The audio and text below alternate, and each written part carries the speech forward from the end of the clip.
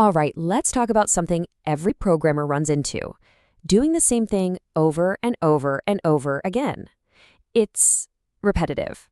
Well, today we're going to fix that. We're going to build out your Python automation toolkit by mastering one of the most powerful tools out there, loops. So yeah, let's just dive right in.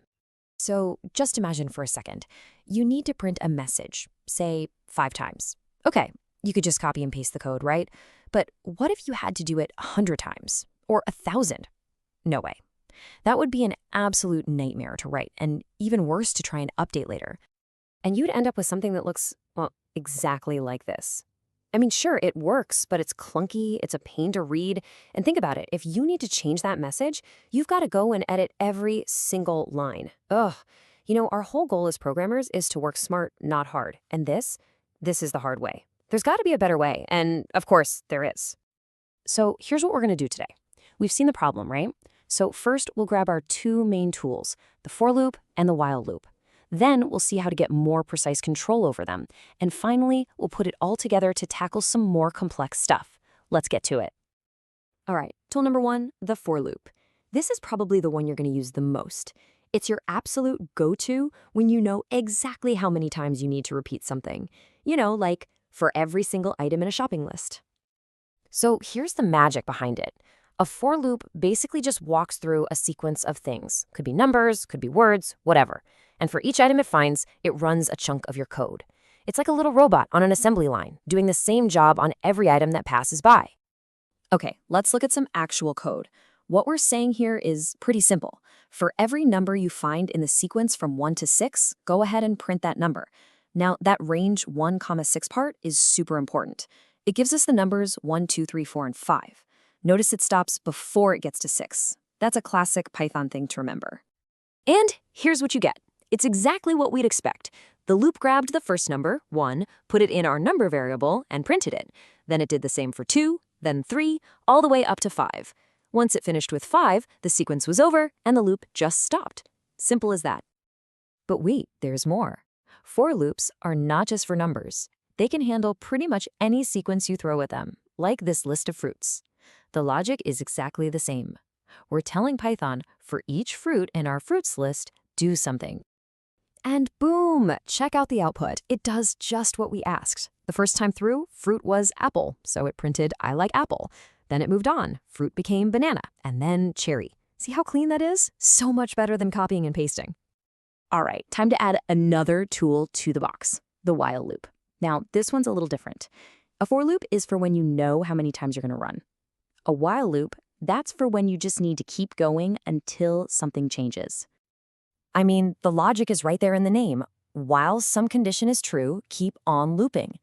The second that condition becomes false, the loop just stops cold.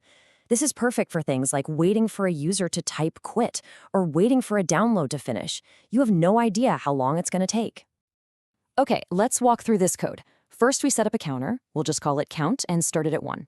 Then we set our rule. While count is less than or equal to 5, run the code inside. But look at that last line, count plus equals 1. This is the most important part. You have to have something inside the loop that eventually makes the condition false. If we forgot that line, count would stay 1 forever, and we'd be stuck in an infinite loop. Not good. And here's what we get. It prints when count is 1, then 2, 3, 4, and 5. After it prints 5, the code adds 1 more, so count becomes 6.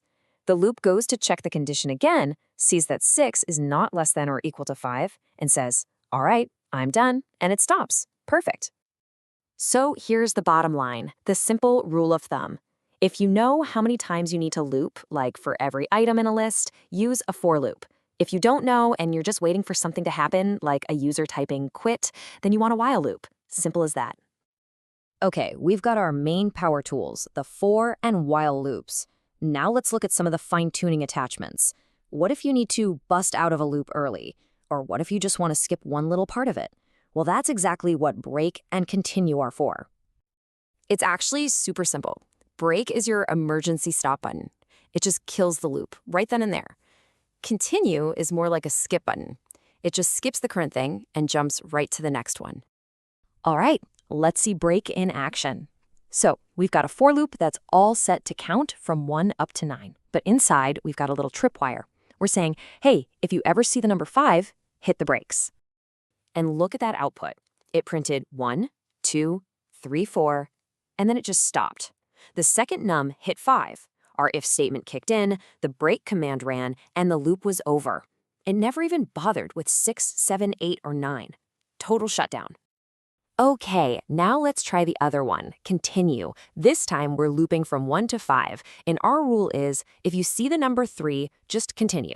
Remember, this won't kill the loop. It's just going to skip the rest of the code for that one iteration. So let's follow along. First, num is 1, it prints 1, no problem. Then num is 2, it prints 2, still good. But then num becomes 3. Our if statement is true, so it hits the continue. And that tells it to immediately jump to the top of the loop for the next round, completely skipping the print command.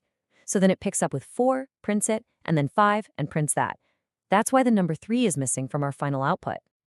All right, you've got the basics down. Let's get a little more advanced. This is where the real power comes in. You can actually put loops inside of other loops. We call these nested loops. Now, the key to understanding nested loops is this. For every one step of the outer loop, the entire inner loop runs from start to finish. So when our outer loop variable I is 1, the inner loop j will run through 1, 2, and 3. Then I ticks up to 2, and the whole inner loop runs again for 1, 2, and 3. And it'll do that for every single value of I. And there you have it. This little table is basically your quick reference guide, your cheat sheet for everything we just talked about. Know how many times? 4. Don't know? While. Need to bail out early? Break. Just want to skip one? Continue. That's your whole toolkit right there. So that's the whole shebang. These are the fundamental tools you need to start automating things in Python. They're what let you write code that's not just smart, but also efficient and powerful.